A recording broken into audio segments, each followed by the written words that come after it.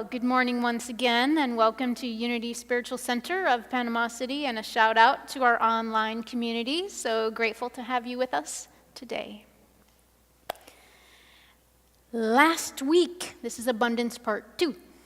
Last week, we talked about a personal experience of abundance. Those of you who have your hands on, that know why my hands on the hips, will remember that we have a personal experience of abundance all the time. For those of you who don't know what I'm talking about, you can ask someone later during potluck, and the laughter will be there. So I won't spoil that fun. So we know that not only do we personally have a level of abundance, but we know that abundance is everywhere present. We know that the source of all that is and all that will ever be is here right. Oh, guys, did you get the hint with the daily word about affirming the now part? Let's try again. The source of all that is and all that will ever be is here. You gotta wait till I get to the end of the sentence. All right, you know that it's here right now, and I'm glad you're on fire with it. You don't have to wait to the end of the sentence. Gosh. So abundance, that all sufficiency of supply, is the full measure of infinite good. In the invisible, this creative energy of God is called substance. As spiritual beings having a human experience, we often forget that we are, first and foremost, spiritual beings living in a spiritual universe governed by spiritual law. You don't hear me say that one as often as the other ones. We are human beings having a spiritual experience. But we need to recall with every single breath, every single thought, every single action that we live in a spiritual universe governed by spiritual law, universal law. We talk about that a lot. And yet, we get so distracted with the little shiny things that we forget about the law in back of all things. So our greatest challenge is to manage that polarity, to remember who and what we are with all the little shiny trinkets about us as distractions. Our job, as I explained last week, was to come into a place of balance with thought and emotion and mind. So I hope some of you took my challenge to pay very, very close attention to the thoughts and the emotions, and to write a physical list, if you must, so that you remember what you're thinking about during the course of the day. Because I don't know about you, but sometimes there's a squirrel that runs by, and that's it. I have no idea what was going on 5 minutes ago. Does that happen to you? Yes, I know it does. Squirrel. If you've seen that movie, Up, you know what I'm talking about. So to pay attention to our thoughts, to our emotions, and to know whether we are creating a positive experience or a negative one on the scale of life. It is to come back into balance as much as possible. And it is in constant flux. Don't fool yourself. It will always shift. So you're either creating positive experiences in your life or not so positive And you know where that leads. So I challenge you to consider what internal resource, this is from last week, what internal resource are you missing that you believe you are missing and needing right now so that you don't get triggered in a place of not enough? Because we live in an abundant universe filled with invisible substance. We can manipulate it into anything we desire. How's that going for you?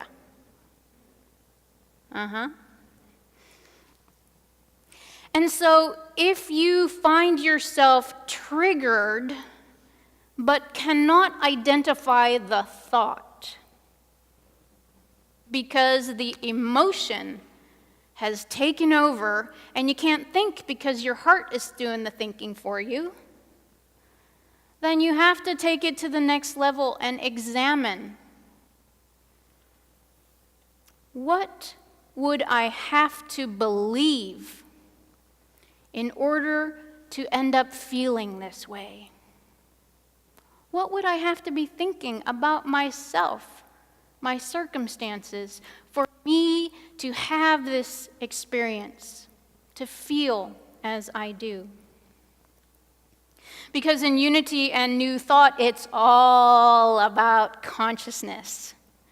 What you are thinking and feeling, you are calling into your life. It could be heaven. It could be hell. And in metaphysics, we know that there is no physical place called heaven and a physical place called hell. It is a state of mind. We create heaven by thinking positive thoughts. We create hell by thinking, well, not so positive thoughts. You are either allowing the good to flow into your life, or you are building a wall of thought and emotional block to stop the flow. It's really quite simple. Right? And it's really quite simple.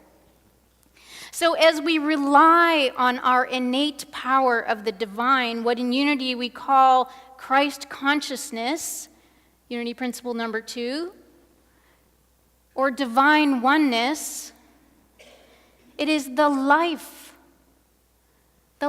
force, the energy, the vibration of all substance. That is our God nature. That is our divine essence. And just like in New Thought, in Buddhism, they believe that all sentient life has Buddha nature, Buddha essence. And one can become the Buddha or the enlightened one in due course if, are you waiting for the if part? If one practices diligently and attains purity of mind. Does that vaguely sound like a Unity principle to you? So regardless of your personal example of the enlightened one, the awakened one, our mission for each and every one of us is to become the awakened one for ourself. Where's Michael? This is the amen part. Thank you. So our consciousness is made up of the invisible substance, of pure cosmic energy. And our vibration is changing each and every minute by our thoughts, by our feelings, by our emotions, by what we're recognizing, by what we're looking at. Are we looking at the weed? Are we looking at the beautiful rose? What do we see? What do we affirm? What do we draw to us? How are we collecting the puzzle pieces of our life and building it together? Because your vibration, even though it constantly changes, the universe is responding to your behavior, your word, your thoughts, your emotions, and your beliefs of this now moment. Right here, right now. Oops, there it is. Right here, right now. Yes, the now. Thank you, Sally. And so in this very moment, what is it that you are creating for yourself? Are you creating heaven? Are you creating hell? Are you giving gratitude for your life and your experience and your health, or are you worried about something? Are you creating more negativity to deal with when you walk out the door? Right here, now, you are creating what you will experience tomorrow. Thank you. Amen. So whatever it is we're thinking and feeling, we will draw to us the emotional match. It goes back to that matching game that we play in the nursery. If anyone would like to volunteer in the nursery, this is a wonderful opportunity to volunteer. Please see Lynn Gilbert. You know I couldn't resist. And so it is our mind that we must master. Each and every person must discover for themselves how powerful you are and that you have the ability to utilize that power to create exactly what you want and exactly who you have come to be on the planet at this time in history. We need everyone to be their version of the awakened one right now. Oh, thank you. And so each of us are going to manifest our abundance differently. I love this slide. Mom's thinking of the house, Dad's thinking of the car, the kids are thinking of toys for themselves. And we don't have to figure out the how it's going to happen, because you know what? That is not our job.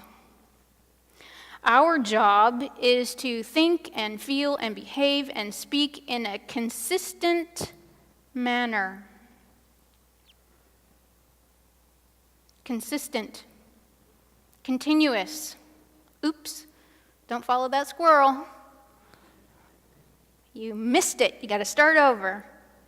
And then our biggest job after thinking consistently and positively is to trust the universe. Oh my God, did I say the word trust? Because we keep wanting to take our vision back away from the universe, and it's never going to manifest if we don't allow the divine to do the divine's work. It's like when you give someone a project, you have to give it to them. Not take it back and say, oh, no, that's not what I was talking about. We need to be mindful of our vibration. Feelings matter. Because if you can't think about what is it my thoughts are doing, your feelings will give you a clue of what your thoughts are. Dr. Z, a couple of weeks ago, encouraged you to wake up every day and to choose your day. Make a conscious choice before you put your feet on the floor. What's your day going to be like? Mine is going to be magnificent. Affirm that with me. Okay, now you're getting it. So what you feel at the core of your being, that vibrational level, is going to be matched. So it is critical to reprogram your subconscious mind. Albert Einstein said that everything is energy, and that's all there is to it. If you match the frequency of the reality you want, You cannot get anything but. It can be no other way. So it's not really philosophy. We believe unity to be a philosophy, and yet it is a science. It is physics. It is a science of the mind. That's why our cousin Ernest Holmes, who created Science of Mind, calls it as such. Unity is called unity because we weave in the philosophy of all world religions. And yet we also weave in psychology and science and physics. There is no stone unturned in unity because it speaks to the oneness. So as we move forward to do what is ours to do, I want to remind you of the 5 steps that you already know. You already know this. We've talked about it a million times. You talked about it before I got here. You'll probably talk about it after I go. Not that I'm going anywhere. I'm just saying. So first and foremost, the power of your intention. Decide what it is you want, not what you don't want. Decide what it is you want and get crystal clear.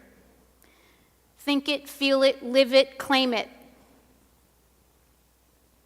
Expect it. And then to program your subconscious mind with the activity of the conscious mind using the tools of denials and affirmation. We've talked about denials and affirmations a few thousand times at least. What, no amens to that one?